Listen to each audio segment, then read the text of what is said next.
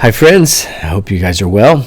I apologize for not being as active on here as I'd hoped. I'd hoped to make kind of a new batch of videos, and just life's been going on, so it hasn't happened yet. But so the theme of today's video is really a tale of two messiahs, and you could say the subtopic is, why don't the Jews believe in Jesus?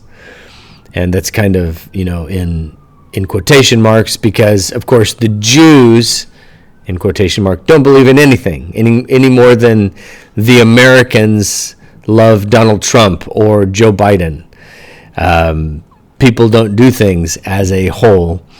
That's very much an individual thing.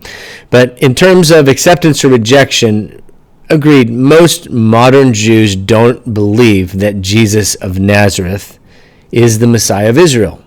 That's obvious. We know that to be the case. And however, remember, there was a time when this wasn't quite as controversial. Acts 2 and Acts 3 tells the story of 8,000 Jews who turned and became disciples of Jesus of Nazareth. In 2 episodes, 8,000 of them. That's pretty radical.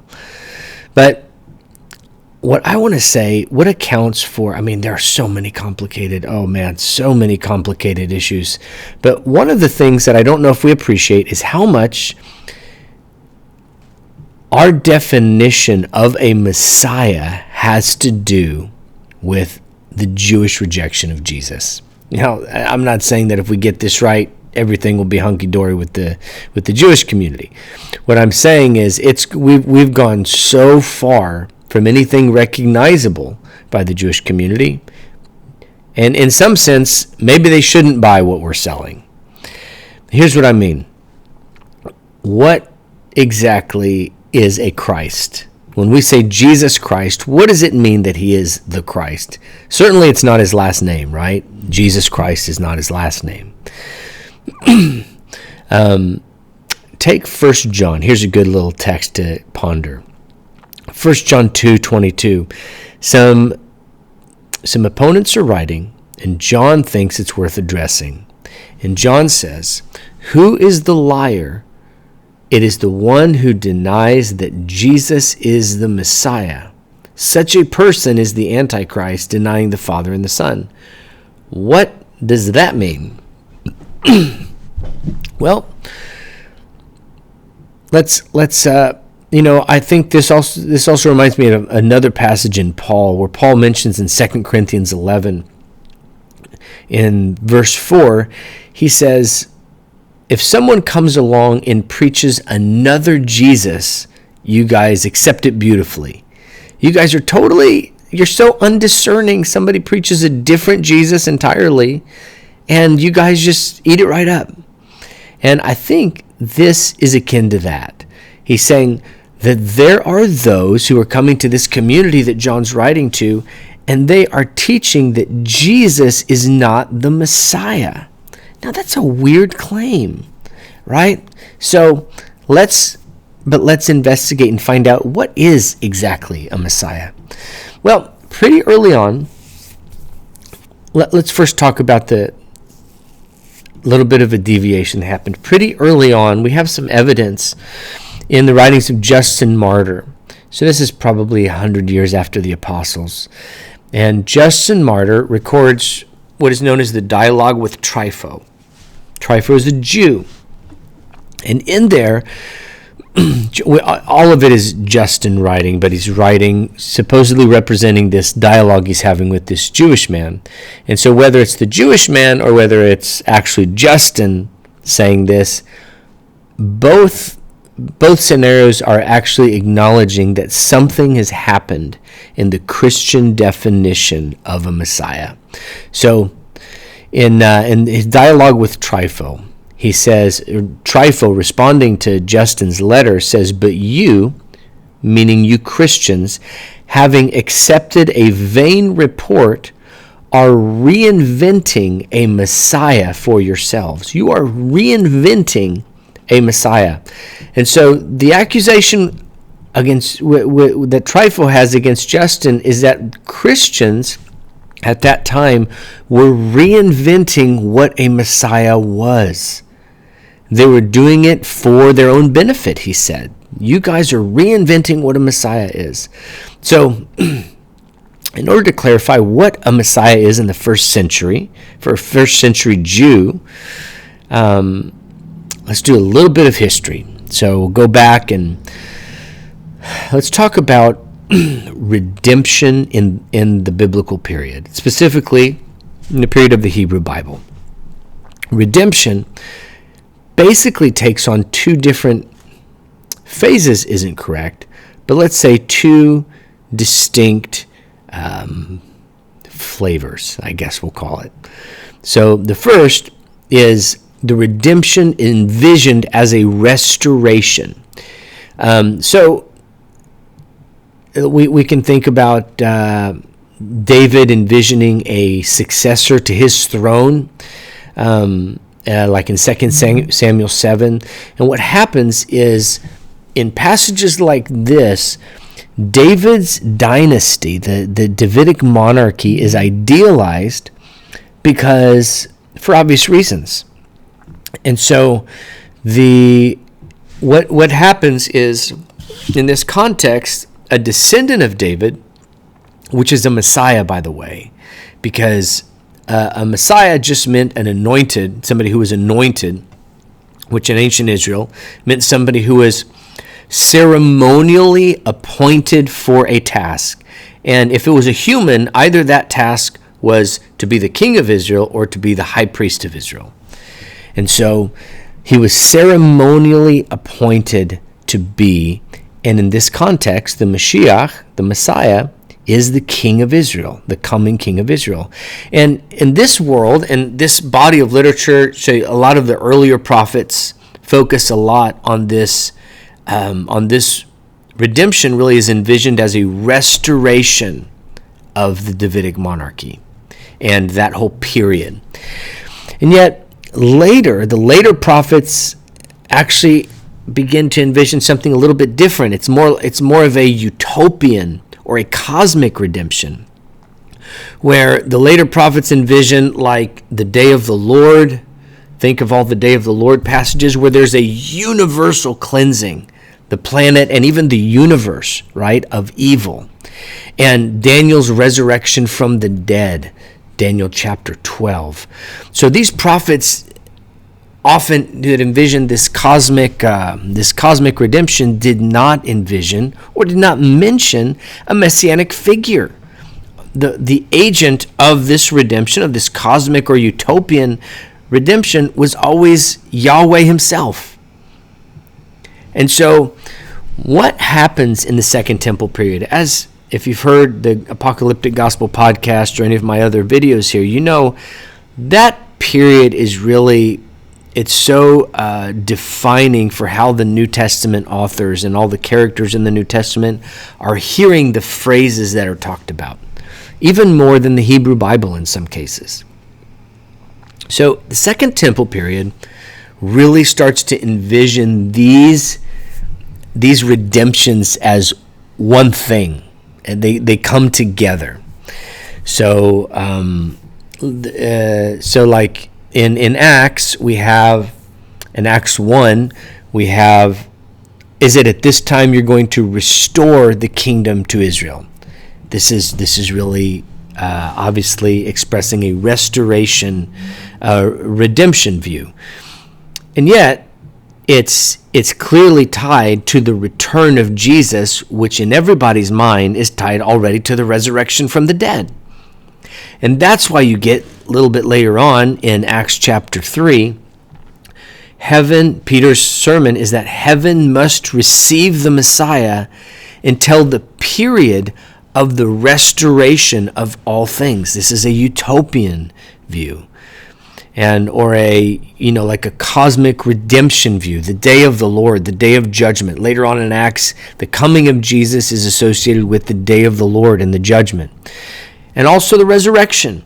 And so these views kind of come together so that by the time you get into the first century, the title the Mashiach, HaMashiach, means that descendant of David, not only the one who's going to restore his monarchy, but the one who's going to abolish death, who's going to judge the gods, who's going to judge the kings of the nations that arose against Israel, who's going to raise the dead, who's going to vindicate the righteous. And all of this cosmic redemption, this universal, large-scale redemption that's going to happen right in front of everybody's face. Nobody's going to miss it, like Jesus said in Luke 17. It's going to be like lightning flashing from one side of the sky to the other. You're not going to miss the Messiah coming. So this is the redemption view that they have in this period.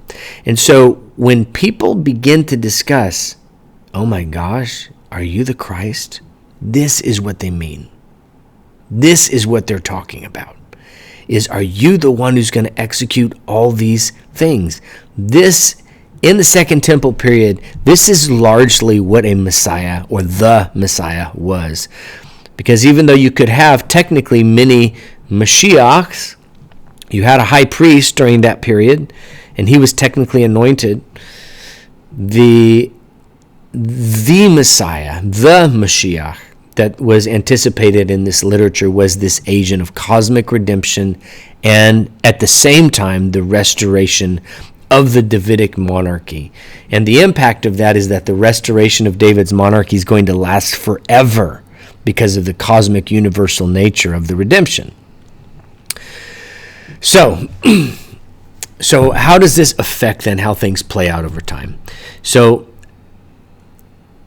it's not that in Judaism the Messiah was nationalistic and in Christianity he's universal. That's not the way it was at all. The point is that the concept of a Mashiach was tied to the redemption, right? And the redemption was seen as involving the nation first and then the cosmos, because this is the order that God ordained. So, German scholar, middle of last century, I think it was in the 60s, he wrote a paper on the messianic idea. And one of the things that he said is Judaism has always maintained a concept of redemption as an event which takes place publicly on the stage of history and within the community.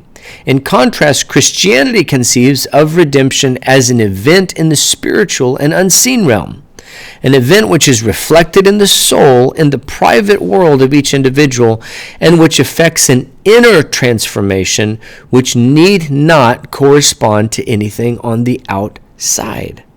I think we all recognize that. So the fact is that our concept of a Messiah, basically, it changed as our concept of redemption changed. The more spiritualized and individualized the redemption, the more spiritualized and individualized our need for a Messiah was. And so Matt Novenson, in his book Grammar of Messianism, said, in basically speaking of modern Christianity, at this point, he says, in Christian usage, Messiah simply signifies the person of Jesus, full stop. So that whatever Jesus is remembered to have done is what the Messiah is meant to be. Meaning, at this point in history, all we need to know about a Messiah isn't history. We actually look, and whatever glasses we're reading Jesus with, those glasses tell us not only what the redemption is, but what a Messiah is. And this is why I'm saying we have a tale of two Messiahs going on. So, what happened? How did this take place this way? So, here's a couple of points in history. There are many more. It's very complicated. I'm talking about earlier on. Here's a few points of history that really complicated the conversation of what does it mean that Jesus of Nazareth is the Messiah. So, number one was the Bar Kokhba revolt. There were other things before this, but none as complex as the Bar Kokhba revolt. It created a pretty wide-scale breakdown in Jewish-Gentile relations that led predominantly to Gentile leadership emerging in existing congregations of these Nazarene groups. So these Jesus followers. So basically, within a couple of generations, most of the leadership were Gentile. And despite turning to the God of Israel away from idols and all of that, they still brought a lot of pagan ideas with them. And this is a fact of history. This is not to try to present a big conspiracy theory. This is just the way it is. Additionally, it also seems to have created a culture that's defined by Jewish attempts to discredit the messianic movement or the Nazarene sect. And the response, as we just read from Justin Martyr and others from his period, was one that attempted to frame the Jewish view as nationalistic, self-righteous, and self-serving. So anything that looked like a cosmic, global, and specifically one that was going to begin with the redemption of Israel, anything that attempted to frame the redemption or the Mashiach that way was basically kind of viewed in all of these Christian texts of that period as nationalistic, self-righteous, and self-serving and unloving. And so Christians came to understand this Jewish view of redemption and the Jewish expectation for a Mashiach that was going to do all that the prophet said he would do as nationalistic and self-righteous. And ultimately, that view in the Christian imagination became antithetical to the actual Messiah of the New Testament, which is Jesus of Nazareth. Of course, that's not true. Just because there were elements that the Messiah came to do that were not previously known doesn't mean that the other ones were incorrect. In fact, Jesus reaffirmed over and over and over again that all that the law and the prophets said he was going to fulfill. And it wasn't an either-or scenario. The death and resurrection of the Messiah were interpreted within this larger framework of the coming redemption. They weren't a replacement for the framework for redemption. And Christians of this later period began to see that as a zero-sum game. Either the Jews are right or our view of Jesus dying and rising from the dead in relation to the sins of the world. Those are two things that were in opposition to each other, according to these Christian leaders, and then later on also some Jewish leaders, because of the animosity that was created. The last major event that really affected all this was the delay of Jesus to return and do all the things that we're saying he said he was going to do. It caused a theological pivot during this period. And it wasn't a universal decision. It wasn't a decision that just happened, in a moment. It was actually something that happened relatively slowly, and it happened geographically. It happened in this spot. It was emerging, and then over here, and then somewhere in between. But the delay of Jesus caused a pivot theologically so that Jesus followers could claim their allegiance to him on the basis of his success and not on his failure. Because if you think about it, what you're saying for 100 years after Jesus' ascension is something that has clearly not happened, and things have gotten worse for all of his followers. They certainly haven't seen anything that looks like the redemption or the reward for their labor. And so what happens is they grow weary, and over time, they pivot. So he never came to do that stuff anyway. That isn't what a Messiah is. That's just what the Jews thought he was going to be. Rather, a Messiah was a private figure that dealt with the spiritual enemies of sin and guilt inside of his followers. So this pivot theologically has done so much to the way that we think of what a Messiah figure is. We really have a tale of two Messiahs when we're talking about Judaism, when we're talking about modern Christianity. Judaism has had their own pivots theologically. They're certainly they're not having the same conversation they were in the first century either. But the point is we often have an expectation for the Jew to accept somebody that their scriptures did not prophesy. And I'm not talking about somebody who died and was raised from the dead. I'm talking about somebody who was not going to do the things that the prophet said, or that was going to spiritualize all those things and only fulfill them individually inside the hearts of individuals. So this view of a Mashiach is a bad view. It's not right. The view that Christianity pivoted to was a view that was done to basically to survive.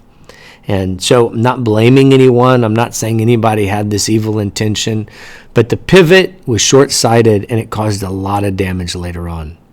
And it's caused tremendous damage to our reading of the Bible, our dialogue with our Jewish brothers and sisters. And so I just like to say, while we have a tale of two messiahs going on right now, it's not going to end that way. What's going to end is a descendant of David is going to come back.